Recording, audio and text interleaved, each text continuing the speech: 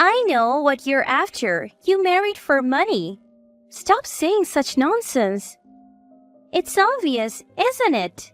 Someone like you, a poor single mother. That's why even after your husband is gone, you continue to stay.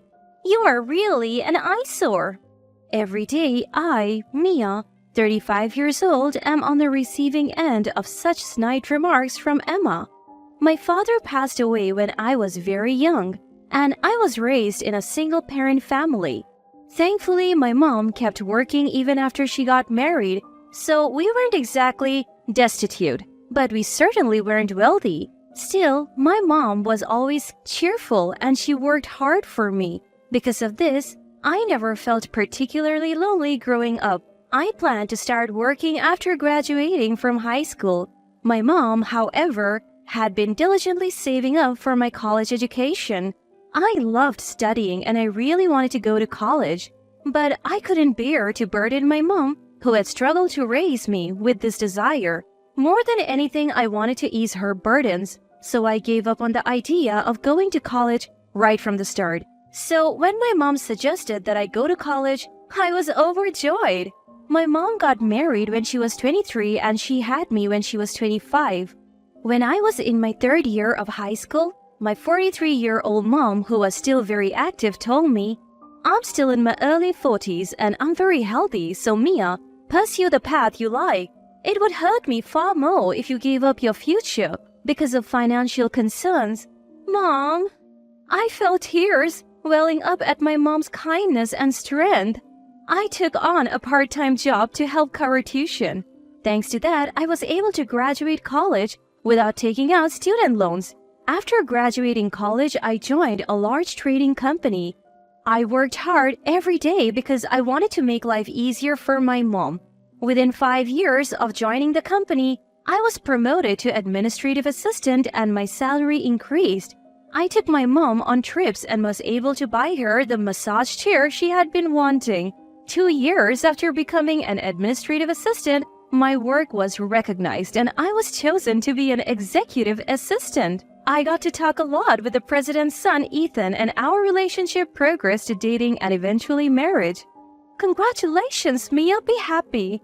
Yes, thank you for everything. When I expressed my deep gratitude, my mom was moved to tears. She was incredibly happy for me and it was a truly joyful time. However, that happiness was short-lived. Just 2 years into our marriage, my husband suddenly passed away. He collapsed, clutching his chest at work and was rushed to the hospital. But by the time I arrived, he had already stopped breathing. That morning, I had watched him leave for work, cheerfully saying, "I'm off." I could never have imagined such a harsh reality. The shock was so great that for a while I could barely speak. It was unthinkable that both mother and daughter would lose their husbands. And I could only imagine the grief of Benjamin, the president who had lost his only son. He looked so forlorn and was clearly devastated just like me. I continued working. Even after I got married and as the executive assistant, I spent a lot of time with the president, especially during the day. So I could see firsthand just how disheartened he was. However, there was one person who didn't seem to be grieving at all. That was Emma. Because we lived together after my marriage, I quickly noticed her attitude.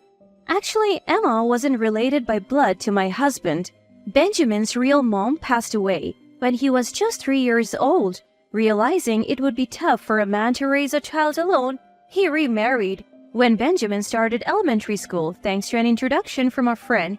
"Now, if something happens to my hubby, all his property will be mine." "What are you saying? Ethan is gone." "Oh, lighten up. It was just a joke. I thought a little cheer might help everyone in these gloomy times." "Please, think about the time and place. You must be upset that your plans fell through. Now, you won't get a single cent of our man's wealth." I never counted on such a thing from the start. "You expect me to believe that? There is no way you would marry a homely, worthless man like Ethan unless you were after something." "Stop talking like that. To me, he was irreplaceable." Emma seemed to think I would pack up and leave as soon as my husband passed away, but I didn't. Benjamin was acting strong at work and handling his duties just like before. But from my close observations, it was clear to me that he was pushing himself too hard. So I couldn't bear the thought of leaving the house to someone like Emma. Besides, even though it was only for 2 years, our home was filled with memories of my dear husband. I wanted to bask in their afterglow for a while. Feelings aren't easily severed.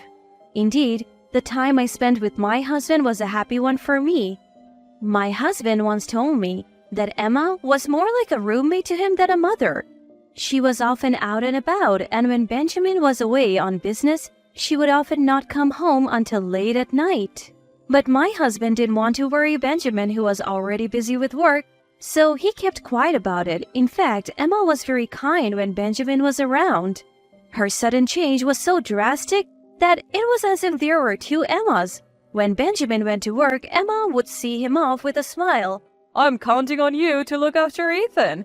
Of course, Ethan is a precious child to me too. Knowing you're there for him allows me to focus on my work. Don't worry about a thing. Do your best at work. Thank you. Have a good day. But the moment the door closed behind him, Emma's smile vanished. Finally, he's gone. Now, where should I go today? Maybe I'll invite a friend to the movies. You going out again? Yes, do you have a problem with that? No. Remember, don't bother your father with unnecessary things. He's working hard for you. If you say something, he'll worry and won't be able to concentrate on his work. You should quietly study at home every day. Okay, I understand. That was the daily routine, but apparently it didn't bother him too much once he got used to it. In fact, he felt more comfortable when he was not paid too much attention. When he was a child, he thought Emma was like a chameleon. Well, I don't really mind. I think of her as Dad's wife, not my mom. Benjamin was always grateful to Emma for coming when his child was small, allowing him to focus on his work. Benjamin's company was a legacy from his step-grandfather.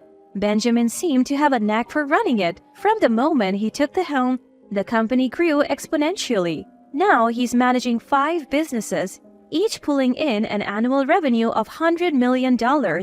This, of course, means Benjamin is always insanely busy. My husband used to tell me that when he was a kid, Benjamin barely had time to unwind at home. Seeing Benjamin exhausted from work every day, my husband couldn't bring himself to trouble him with unnecessary issues. That's why he never mentioned Emma. Besides, he didn't feel entirely neglected, so there was no need to bother Benjamin unnecessarily. He was content keeping his concerns about Emma to himself. That's so like him. A relaxed individual, he never struck me as a typical heir to a huge company.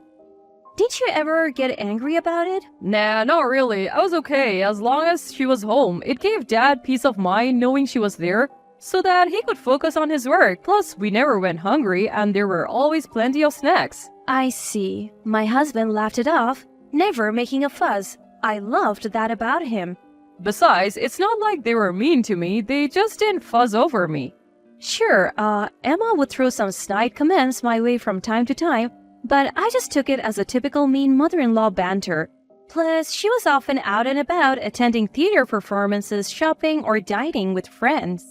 Since I was still working, we didn't cross paths that much. Emma's sarcastic remarks didn't really bother me. If my husband didn't make an issue of it, there was no reason for me to bring it up either. However, being a thrifty person since childhood, Emma's reckless spending did bother me a bit. It felt wasteful. Nevertheless, since neither Benjamin nor my husband voiced any concerns about it, I didn't feel it was my place to chime in. I kept my thoughts to myself. But after my husband passed away, seeing Emma shopping and indulging in luxuries with a happy, carefree attitude left me feeling uneasy. Benjamin was heartbroken. A man who was like a son to him had passed away. And yet Emma showed no signs of sorrow, which only made me more angry. Emma, please try to be supportive of Benjamin. Be there for him even though he's pretending to be okay. He's really lonely, I pleaded. Excuse me, why on earth would I listen to you? What's your angle, huh? Trying to worm your way into our family for some of the inheritance? I have never even thought about that. Well, Ethan's gone now, so why don't you just leave already? I won't be leaving. Benjamin has said he's fine with me staying as long as I need to. At this, Emma shot me an irritated look but didn't say anything further.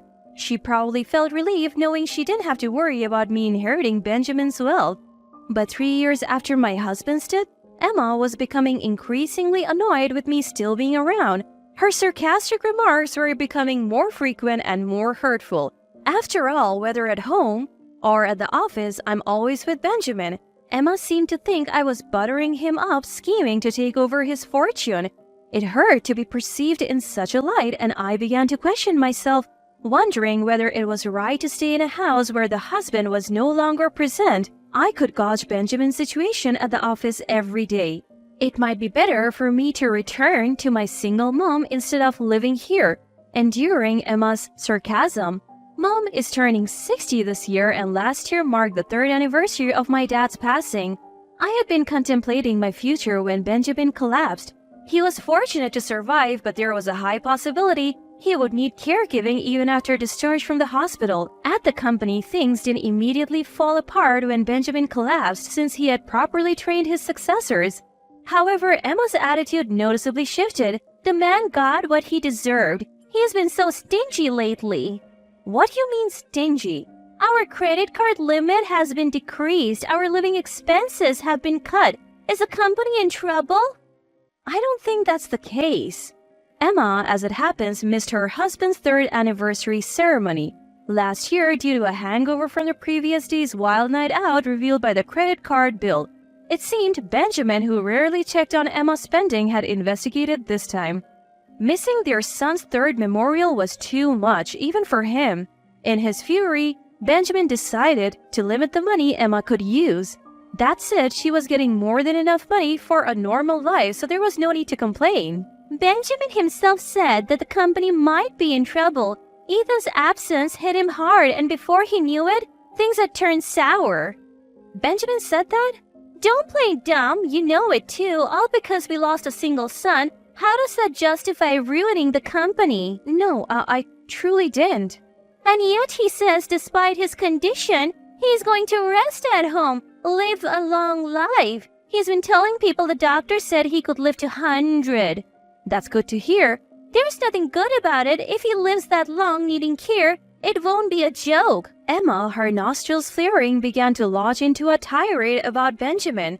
Hearing her call him dull and annoying left a sour taste in my mouth. Who did she think had been funding her lavish lifestyle? Even if Benjamin's company was in trouble, she could at least offer to support him, I thought. And then Emma said something even more unthinkable. So, I have decided to divorce him. Pardon? Just think about it, the company might be in danger. What if we end up in debt? It's only wise to get the property settled and leave before the money runs out. Are you planning to abandon Benjamin when he needs help? I can't handle a bedridden old man with no money left. I'm going to take what I can before his wealth is gone and say goodbye. Is that so? Emma's words, said as if she had come up with a brilliant plan, brought up a feeling of disgust in me. However, just a week after having that conversation, Benjamin's condition drastically deteriorated and he passed away all too quickly. He's gone too. Just 3 years after my husband passed, everything seemed to go dark. Benjamin's voice was so similar to my husband's. Sometimes when we talked, it felt like I was talking to my husband. Not being able to talk to him, not being able to hear his voice anymore, it was too much to bear. Oh no, that man is gone to the afterlife? Oh, what perfect timing. He still had assets left, right? His company didn't collapse yet. Maybe he died before taking on debt for my sake. This means all remaining assets are mine. How fantastic. Emma, you sound pleased, even though Benjamin has just passed away. Oh, you noticed? Too bad for you, though. You're not getting any inheritance. I would have preferred Benjamin to be alive than any inheritance. Don't give me that high-minded talk now. You're just pretending to be tough, trying to impress everyone, aren't you? Even if you asked, there isn't a single cent to give you. Despite Benjamin's death, it seemed like all Emma could think about was money. How could she be so heartless? Thinking of that, I feel sorry for Benjamin, which only added to my grief. So, you don't have to come to the funeral. What? Strangers are not allowed at the funeral. I see. That's how it is. Emma didn't seem to understand reality, but I didn't feel the need to explain it to her. Are you sure about that? Of course. Now that he's gone, I, his wife, am in charge. Understood. So 2 days later, Benjamin's funeral was held quietly with only close relatives, respecting his wishes not to have a grand company funeral. After the funeral, I saw a bunch of missed calls from Emma on my phone, but I didn't return them. Emma tried to reach me many times afterwards, but I completely ignored her. Then one day, she suddenly showed up at my workplace. I finally got you. What are you thinking? You're not answering my calls. Oh, Emma, what can I do for you? Stop messing around. I was kicked out of the funeral home. You were the one who should have been left out. I called you so many times on the day. What's the meaning of this? Huh? Well, you're not my mother-in-law anymore, Emma. What? Well, you said that strangers are not allowed at the funeral, so we had a family-only funeral. And then I asked Emma, who's now a stranger, to refrain from attending. You are the stranger. No, the stranger here is Emma. What? When Benjamin fell ill and was told he would be bedridden, Emma had served him with divorce papers. Emma seemed to think that because Benjamin was hospitalized, he had gone to heaven without submitting those divorce papers. But those divorce papers, I had submitted them as Benjamin asked me to, so Emma is a stranger to us in name and reality. Back then, Benjamin had shared a lot with me. It seems he told Emma that the company was in danger and that he might end up in debt. If that happened, they couldn't live the life they had been living. From then on, it would be a modest life for just the two of them and so on. He thought that if Emma was willing to support him through that, they could continue as a couple. But at his words, Emma frowned and coldly responded, "Then it's probably better to split before you're burdened with debt." Benjamin collapsed 1 month after that conversation with Emma. Even after he woke up, he knew his health was not good. But he hid it and told Emma that he was in such a state that he would have to let go of the company and he would probably have to rely on her for care. As expected, Emma then proposed a divorce. She probably wanted to divorce before he was burdened with debt and get some money through property division. But Benjamin, who had realized his limited time left, had already donated most of his personal assets except the house to children and animal shelters and volunteer groups, and he had already appointed talented subordinates as presidents of his companies and transferred all the shares. So there was almost no property left to give to Emma. When he told her this, the color drained from Emma's face. "So I don't get anything?" "Well, strictly speaking, it's not exactly zero. I did leave a few $100s in savings." "A few $100? That's hardly enough." Even though Benjamin had told me this beforehand, hearing it from my mouth, I could see how thorough Benjamin was. He must not have wanted to split any property with Emma. Maybe it was Emma's attitude when her husband passed that pushed Benjamin to be this resolute. "But there is the house. If I sell that..." "Oh, yes. Please move out of that house as soon as possible. I'm staying with Mom for now, but I plan to move back eventually." "What are you saying? You're a complete stranger. You have even less rights than I do."